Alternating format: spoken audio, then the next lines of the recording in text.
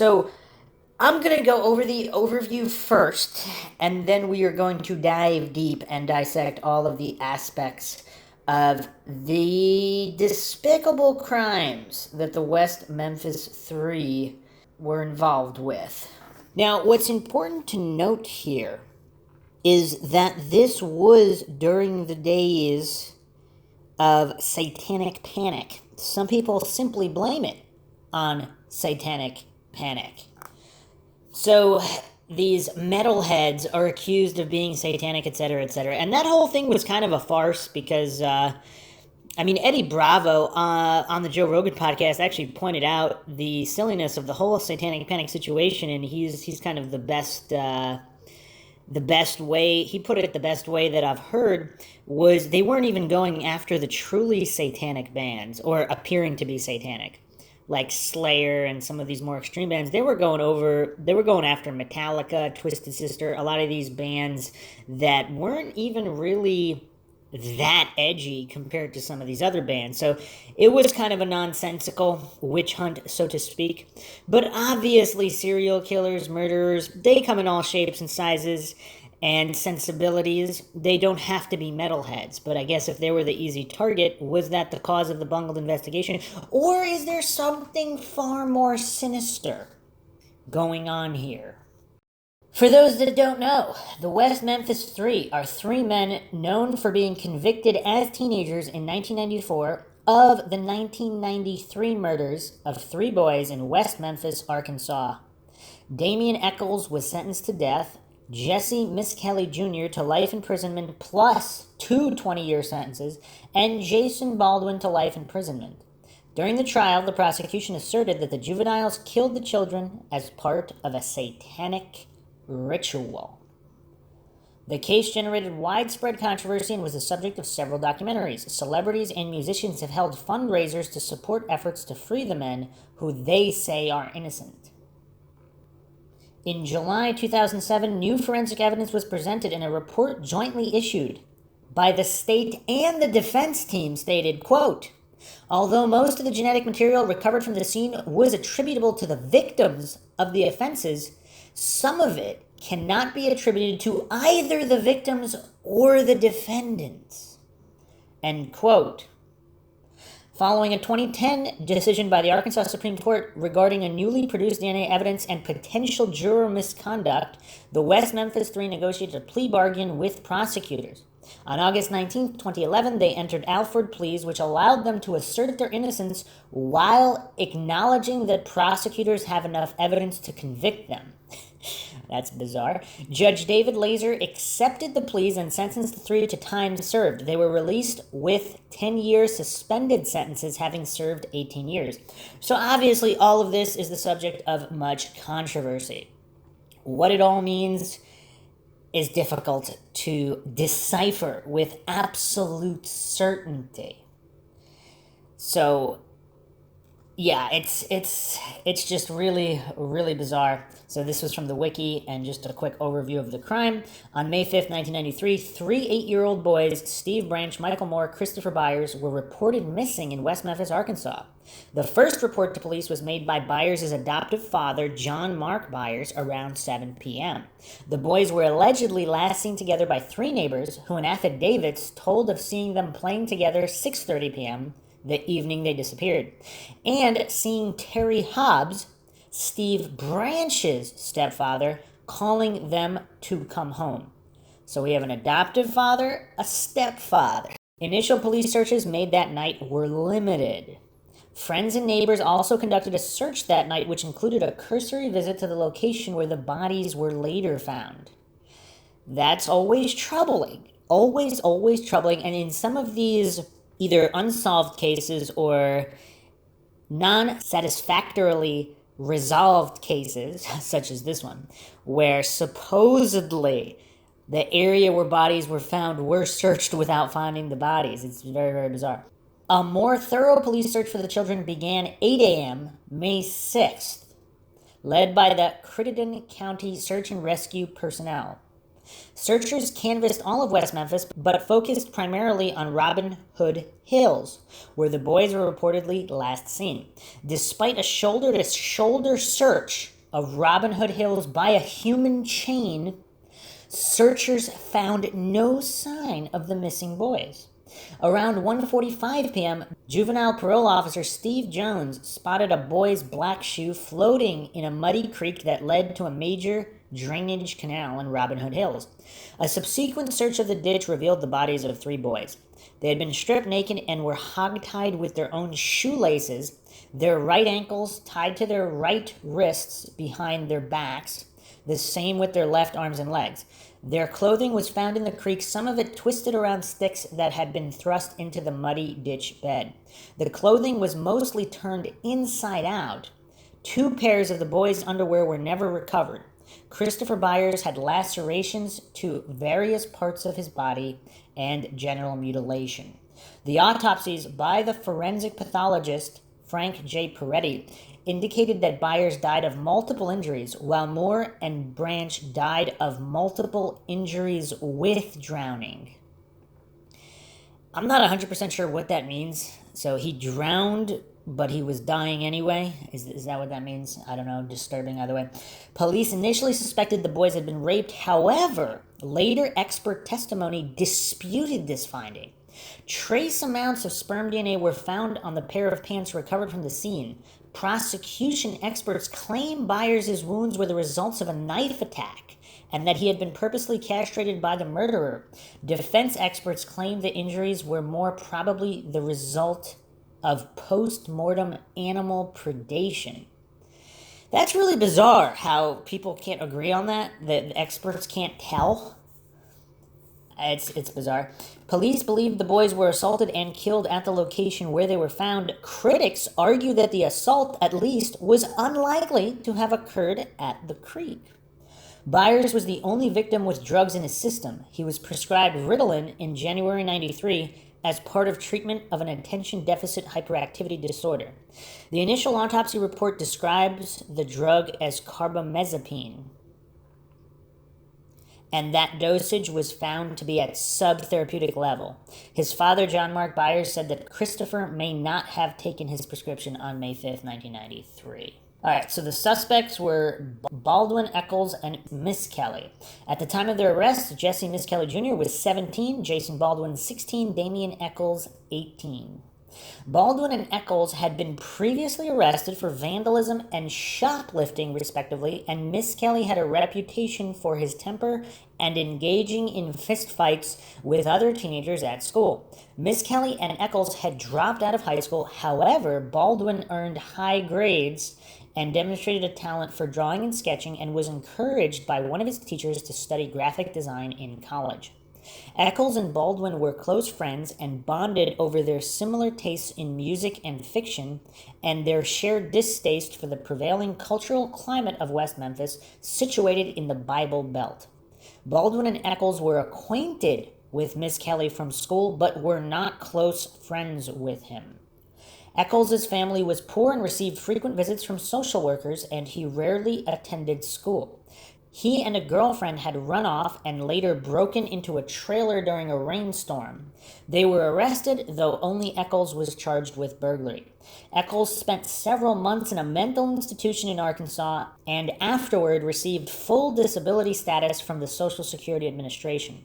During Eccles' trial, Dr. George W. Woods testified for the defense that Eccles suffered from, quote, serious mental illness characterized by grandiose and persecutorial delusions, auditory and visual hallucinations, disordered thought processes, substantial lack of insight, and chronic incapacitating mood swings, end quote.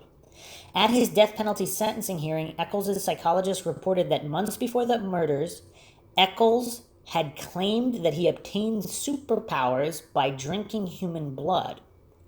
At the time of his arrest, Eccles was working part-time with a roofing company and expecting a child with his girlfriend, Dominique Tier. Okay, Chris Morgan and Brian Holland. Early in the investigation, the West Memphis Police Department briefly regarded 2 West Memphis teenagers as suspects. Chris Morgan and Brian Holland, both with drug offense histories, had abruptly departed for Oceanside, California 4 days after the bodies were discovered. Morgan was presumed to be at least casually familiar with all three murdered boys, having previously driven an ice cream truck route in their neighborhood. So that doesn't look great because he knows the victims and he left town shortly after the bodies were discovered. So that's never a good recipe when examining suspects. Arrested in Oceanside on May 17th, 1993, Morgan and Holland both took polygraph exams administered by California police. Examiners reported that both men's charts indicated deception when they denied involvement in the murders.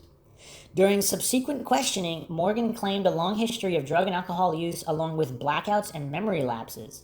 He claimed that he might have killed the victims, but quickly recanted this part of the statement. So that's very, very bizarre. California police sent blood and urine samples from Morgan and Holland to the West Memphis Police Department, but there was no indication the WMPD investigated Morgan or Holland as suspects following their arrest in California. The relevance of Morgan's recanted statements would later be debated in trial, but it was eventually barred from admission as evidence. So this is all very, very bizarre here. So did the West Memphis Police Department just get tunnel vision on their three suspects and no longer cared about Chris Morgan and Brian Holland? It's really bizarre because if you're doing an objective, neutral, scientific investigation, you're going to want to examine all avenues. Now, regarding lie detector tests or these polygraph exams, what can be gleaned here is if you pass, it doesn't mean anything. You could still be guilty. But if you fail, that's definitely a red flag because that indicates that you're nervous. So obviously, it's not irrefutable evidence in any way. So passing a lie detector test means nothing. Because if you're a sociopath, whatever, you're not nervous about lying. Similarly, if you fail, you could just be a highly nervous individual. Or it could mean that you're actually being deceptive. So a lot of different possibilities here. I'm an advocate of the brain fingerprint scan technology because, again, high-level military and government agencies use it. The guy that invented it has a $100,000 challenge for anybody that can beat it. So far, nobody has beaten it. Obviously, Stephen Avery has taken this brain fingerprint scan. If you follow the Making a Murderer series and the Stephen Avery, Brendan Dassey saga. If you don't, check out the Mindshock podcast on it. We go pretty exhaustive and comprehensive regarding that case. Okay, so Mr. Bojangles. The sighting of a black male as a possible alternate suspect was implied during the beginning of the Miss Kelly trial. According to local West Memphis police officers, on the evening of May 5th, 1993, at 8:42 p.m., workers in the Bojangles restaurant, located about a mile from the crime scene in Robin Hood Hills, reported seeing a black male who seemed mentally disoriented inside the restaurant's ladies' room. The man was bleeding and had brushed against the restroom walls. Officer Regina Meeks responded to the call, taking the restaurant manager's report through the eatery's drive-through window. By then, the man had left, and police did not enter the restroom on that date. So this is really bizarre. The day after the victims' bodies were found, Bojangles manager Marty King, thinking there was a possible connection to the bloody man found in the bathroom, reported the incident to police officers who then inspected the ladies' room. King gave the officers a pair of sunglasses he thought the man had left behind, and the detectives took some blood samples from the walls and tiles of the restroom. Police detective Bryn Ridge testified that he later lost those blood scrapings. Okay, do we have another case? Do we have another case of the Keystone Cops here? They lost blood scrapings. A hair identified as belonging to a black male was later recovered from a sheet wrapped around one of the victims. Is that enough evidence to determine that this individual, whether acting alone or not, may have been involved from a crime scene a mile away that was covered in blood in the ladies' room, mentally disoriented? I mean, doesn't that at least warrant an investigation? It's really bizarre. Okay, Regarding the investigation, evidence and interviews, police officers James Sudbury and Steve Jones felt that the crime had cult overtones and that Damien Eccles might be a suspect because he had an interest in occultism, and Jones felt Eccles was capable of murdering children. The police interviewed Eccles on May 7th, 2 days after the bodies were discovered. During a polygraph examination, he denied any involvement. The polygraph examiner claimed that Eccles' chart indicated deception. On May 9th, during a formal interview by Detective Bryn Ridge, Eccles mentioned that one of the victims had wounds to the genitals. Law enforcement viewed this knowledge as incriminating. So keep in mind, Bryn Ridge is the one who is losing blood-scraping samples. Can he be trusted as a competent investigating officer? Just things to ponder. After a month had passed with little progress in the case, police continued to focus their investigation upon Eccles, interrogating him more frequently than any other person. Nonetheless, they claimed he was not regarded as a direct suspect, but a source of information. On June 3rd, the police interrogated Jesse Miskelly Jr. Despite his reported IQ of 72, categorizing him as borderline intellectually functioning, and his status as a minor, Miskelly was questioned alone. His parents were not present during the interrogation. Miskelly's father gave permission for Miskelly to go to the police, but did not explicitly give permission for his son to be questioned or interrogated. Miskelly was questioned for roughly 12 hours. Only 2 segments, totaling 46 minutes, were recorded. Miskelly quickly recanted his confession, citing intimidation, coercion, fatigue, and veiled threats from police. Miskelly specifically said that he was scared of the police during this confession. Okay. This is really, really bizarre because what has come to light in recent years, of course, about how a lot of police officers do these coerced confessions based on intimidation tactics and questioning them for countless hours until they're so exhausted and berated they just say whatever the officers want to hear. I mean, this is basically psychological torture. And when you're dealing with minors with these IQ levels, it's really bizarre. How ethical is this type of interrogation? It's really, really bizarre. Though he was informed of his Miranda rights, Miskelly later claimed he did not fully understand them. In 1996, the Arkansas Supreme Court ruled that Miskelly's confession was voluntary and that he did, in fact, understand the Miranda warning and its consequences. How would they rule? It's really weird. How do they know what's going on inside his brain? Especially with this IQ report. It's just really bizarre. Portions of Miskelly's statements to the police were leaked to the press and reported on the front page of the Memphis Commercial Appeal before any trials began. All right, so how bungled is this? Now we have your what happened to the presumption of innocence, and now you're poisoning the jury pool as well. Shortly after Miskelly's first confession, police arrested Eccles and his close friend Baldwin. 8 months after his original confession, on February 7th, 1994, Miskelly made another statement to police. His lawyer, Dan Stidham, remained in the room and continually advised Miskelly not to say anything. Miskelly ignored this advice and went on to detail how the boys were abused and murdered. Stidham, who was later elected to a municipal judgeship, has written a detailed critique of what he asserts are major police errors and misconceptions during their investigation. Stidham made similar comments during a radio show interview in May 2010. All right, Vicky Hutchison. Vicky Hutchison, a new resident of West Memphis, would play an important role in the investigation, though she would later recant her testimony, claiming her statements were fabricated due in part to coercion from police. Now, the people that believe that the police would never act outside of the law or shady in any way, it's really bizarre because knowing everything we know now, and with all of the history of these wrongful convictions, these coerced testimonies, false confessions, is it really that hard to believe that coercion took place? Now, I'm not saying it did or it didn't. I don't know. I wasn't there. But it really doesn't seem hard to believe that it did indeed take place, and obviously that doesn't mean that these suspects are innocent in any way. But it's really bizarre. On May 6, 93, before the victims were found later the same day, Hutchison took a polygraph exam by Detective Don Bray at the Marion Police Department to determine whether or not she had stolen money from her West Memphis employer. Hutchison's young son Aaron, who was also present, and proved such a distraction that Bray was unable to administer the polygraph.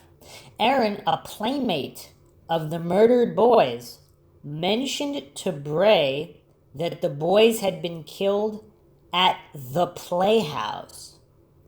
When the bodies proved to have been discovered near where Aaron indicated, Bray asked Aaron for further details, and Aaron claimed that he had witnessed the murders committed by Satanists who spoke Spanish. Aaron's further statements were wildly inconsistent, and he was unable to identify Baldwin, Eccles, or Miss Kelly from photo lineups, and there was no playhouse at the location, Aaron indicated. A police officer leaked portions of Aaron's statements to the press, contributing to the growing belief that the murders were part of a satanic rite. On or about June 1st, 93, Hutchison agreed to police suggestions to place hidden microphones in her home during an encounter with Eccles. Miss Kelly agreed to introduce Hutchison to Eccles. During their conversation, Hutchison reported that Eccles made no incriminating statements. Police said the recording was inaudible, but Hutchison claimed the recording was audible. On June 2nd, 93, Hutchison told police that about 2 weeks after the murders were committed, she, Eccles, and Miss Kelly attended a Wiccan meeting in Terrell, Arkansas. Hutchison claimed that at the Wiccan meeting, a drunken Eccles openly bragged about killing the 3 boys. Miss Kelly was first questioned on June 3rd, 93, a day after Hutchison's purported confession. Hutchison was unable to recall the Wiccan meeting location and did not name any other participants in the purported meeting. See, that's very problematic, because if this can't be corroborated, it can't be corroborated. Hutchison was never charged with theft. She claimed she had implicated Eccles and Miss Kelly to avoid facing criminal charges and to obtain a reward for the discovery of the murders. How often do we see this in the so-called justice system, where these people are kind of enlisted as CIs in order to bring charges against other people for greater crimes or whatnot, but are they told to make this stuff up, or are they pressured to get a conviction, especially if the police believe the police really have the right guys? Like, let's say, would that morally justify them making something up if they were led to believe that these were definitely the murderers and they need their help in convicting them to put them behind bars so justice is served? Is this is this what goes on? I mean, in a certain percentage of cases, obviously, is that what happened here? We don't know. But it is problematic that there's no corroboration for this Wiccan meeting. Alright, the trials. Miss Kelly was tried separately, and Eccles and Baldwin were tried together in 94. Under the Bruton rule, Miss Kelly's confession could not be admitted against his co-defendants, thus he was tried separately. All 3 defendants pleaded not guilty. So the Bruton rule, from Bruton versus United States, it's a 68 United States Supreme Court ruling in which the court held that a defendant was deprived of his rights under the Confrontation Clause if a confession by his co-defendant was introduced in their joint trial, regardless of whether the jury received instructions only to consider it against the confessor. This has become known as the Bruton Rule. Miss Kelly's trial. During Miss Kelly's trial, Richard Offshea, an expert on false confessions and police coercion, and professor of sociology at UC Berkeley, testified that the brief recording of Miss Kelly's interrogation was a classic example of police coercion. Critics have also stated that Miss Kelly's various confessions were in many respects inconsistent with each other, as well as with the particulars of the crime scene and murder victims, including, for example, an admission that Miss Kelly watched Damien rape one of the boys. Police had initially suspected that the victims had been raped because their anuses were dilated. However, there was no forensic evidence indicating that the murdered boys had been raped. Dilation of the anus is a normal post-mortem condition.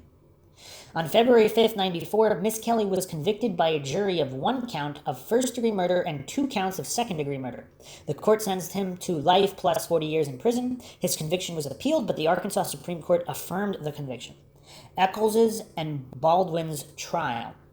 3 weeks later, Eccles and Baldwin went on trial. The prosecution accused the 3 young men of committing a satanic murder.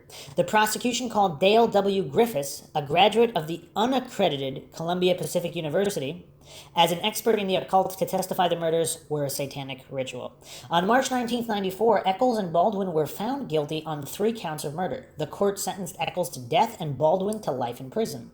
At trial, the defense team argued that news articles from the time could have been the source for Eccles' knowledge about the genital mutilation, and Eccles said his knowledge was limited to what was on TV. The prosecution claimed that Eccles' knowledge was nonetheless too close to the facts, since there was no public reporting of drowning, or that one victim had been mutilated more than the others. Eccles testified that Detective Ridge's description of their earlier conversation, which was not recorded, regarded those particular details was inaccurate, and indeed that some other claims by Ridge were lies. Mara Leverett, an investigative journalist and author of Devil's Knot, argues that Eccles' information may have come from police leaks, such as Detective Gitchell's comments to Mark Byers that circulated amongst the local public. The defense team objected when the prosecution attempted to question Eccles about his past violent behaviors, but the defense objections were overruled. So, in the aftermath, the criticism of the investigation, there have been widespread criticism of how the police handled the crime scene. Miss Kelly's former attorney, Dan Stidham, cites multiple substantial police errors at the crime scene, characterizing it as literally trampled, especially the creek bed. The bodies, he said, had been removed from the water before the coroner arrived to examine the scene and determine the state of rigor mortis, allowing the bodies to decay on the creek bank and to be exposed to sunlight and insects. The police did not telephone the coroner until almost 2 hours after the discovery of the floating shoe, resulting in a late appearance by the coroner. Officials failed to drain the creek in a timely manner and secure possible evidence in the water. The creek was sandbagged after the bodies were pulled from the water. Stidham calls the coroner's investigation extremely substandard. There was a small amount of blood found at the scene that was never tested. According to HBO's documentaries Paradise Lost, The Child Murders of Robin Hood Hills, 1996, and Paradise Lost 2, Revelations, 2000, no consultation from the violent crime experts of the Arkansas State Police and critics suggested no blood was found at the crime scene, indicated that the location where the bodies were found was not necessarily the location where the murders actually happened. After the initial investigation, the police failed to control disclosure of information and speculation about the crime scene. According to Leverett, police records were a mess. To call them disorderly would be putting it mildly.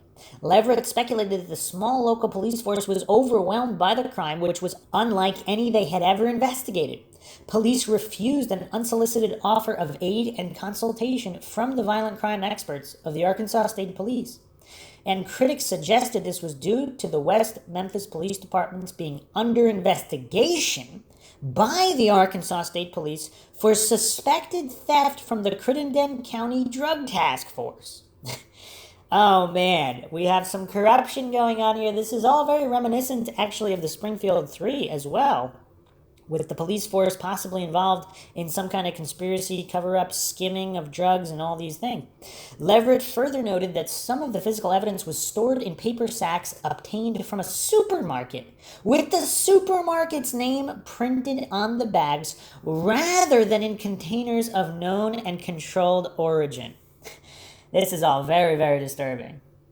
When police speculated about the assailant, the juvenile probation officer assisting at the scene of the murders speculated that Eccles was capable of committing the murders, stating, quote, "It looks like Damien Eccles finally killed someone," end quote.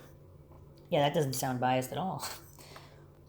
Brent Turvey, a forensic scientist and criminal profile, stated in the film Paradise Lost 2 that human bite marks could have been left on at least one of the victims. However, these potential bite marks were first noticed in photographs years after the trials and were not inspected by a board-certified medical examiner until 4 years after the murders. The defense's expert testified that the mark in question was not an adult bite mark, while experts put on by the state concluded that there was no bite mark at all. The state's experts had examined the actual bodies for any marks, and others conducted expert photo analysis of injuries. Upon further examination, it was concluded that if the marks were bite marks, they did not match the teeth of any of the 3 convicted. Very interesting. Okay, appeals and new evidence. In May 94, the 3 defendants appealed their convictions. The convictions were upheld on direct appeal. June 96, Miss Kelly's lawyer, Dan Stidham, was preparing an appeal to the U.S. Supreme Court.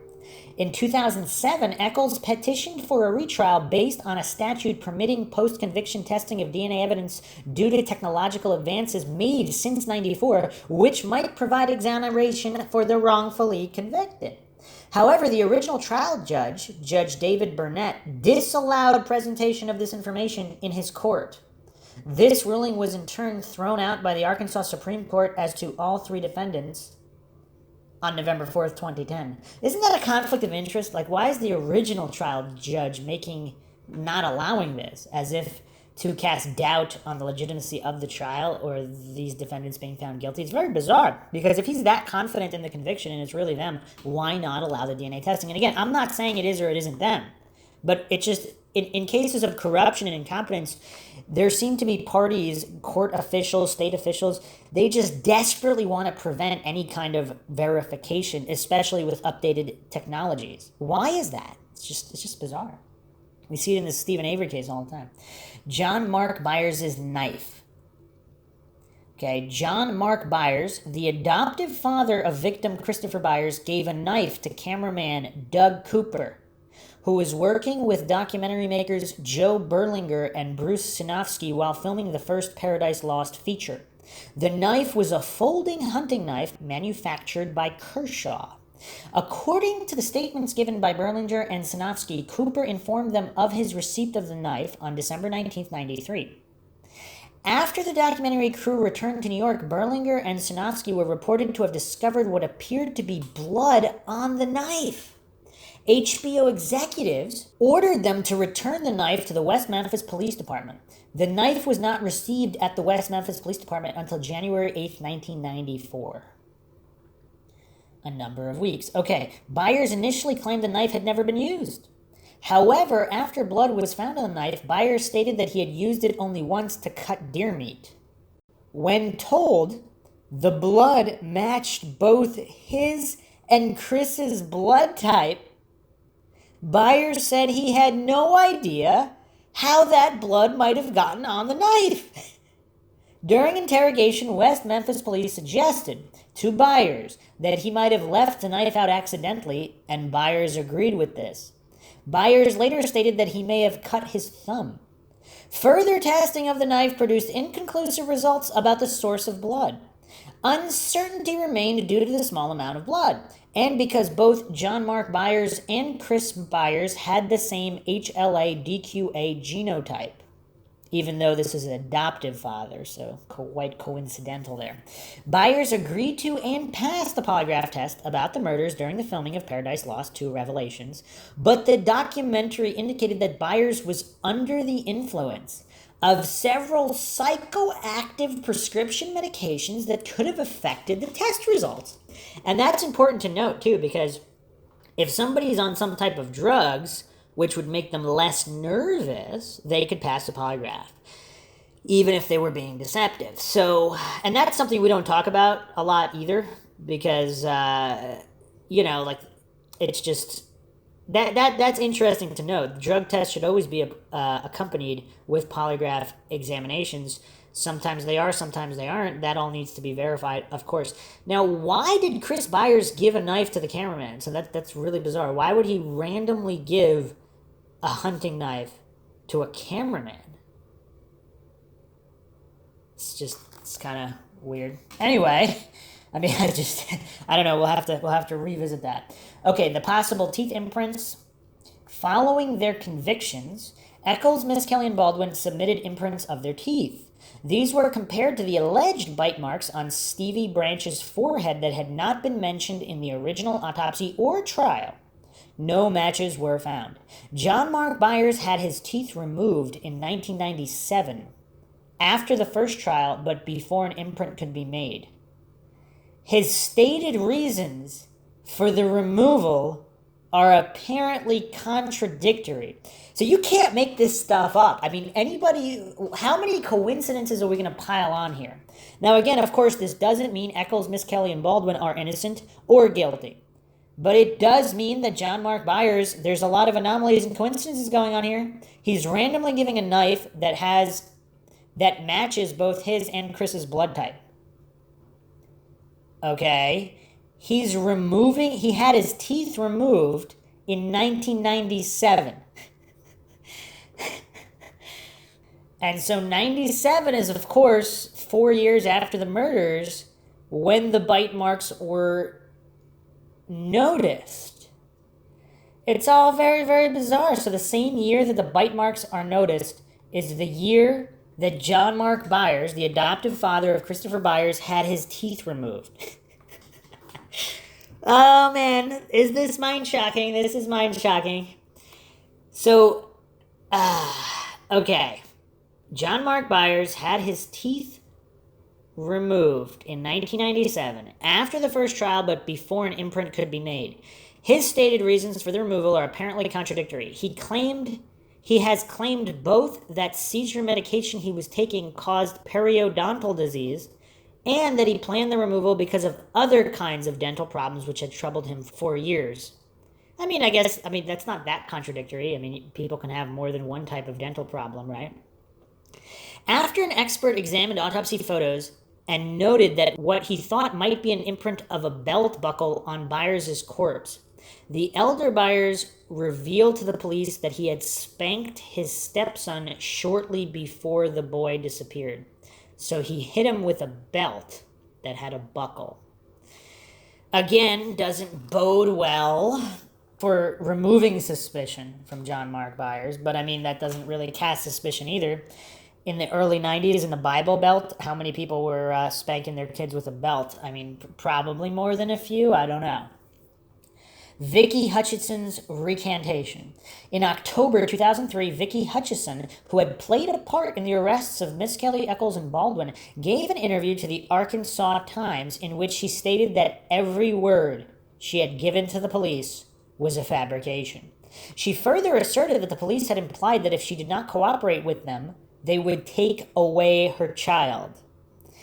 That's cold. That is cold, ladies and gentlemen. You do not, oh man. Is that a new low for police coercion? They're gonna threaten to steal people's children if they don't turn into CIs for them.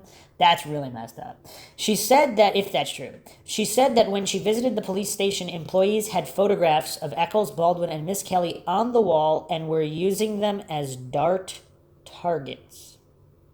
She also claims that an audio tape the police said was unintelligible and that they eventually lost was perfectly clear and contained no incriminating statements.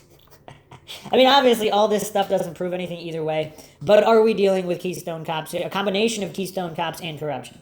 Regardless of whether these guys are innocent or guilty, which we don't know. DNA testing and new physical evidence. In 2007, DNA collected from the crime scene was tested. None was found to match DNA from Eccles, Baldwin, or Miss Kelly. A hair not inconsistent with Stevie Branch's stepfather, Terry Hobbs, was found tied into the knots used to bind one of the victims. The prosecutors, while conceding that no DNA evidence tied the accused to the crime scene, said, quote, "The state stands behind its convictions of Eccles and his co-defendants," end quote. Pamela Hobbs' May 5, 2009 declaration in the U.S. District Court, Eastern District of Arkansas, Western Division, indicates that one hair was consistent with the hair of Terry's friend, David Jacoby.